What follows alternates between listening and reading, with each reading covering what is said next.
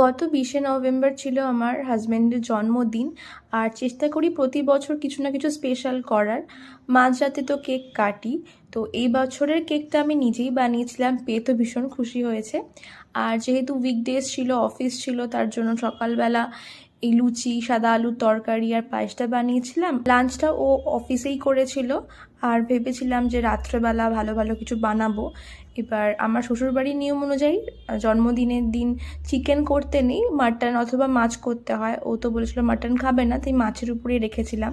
যেহেতু রান্না করতে ভালো লাগে, তার জন্য বাড়িতেই ভালো ভালো কিছু বানিয়ে খেতেই বেশি পছন্দ করি।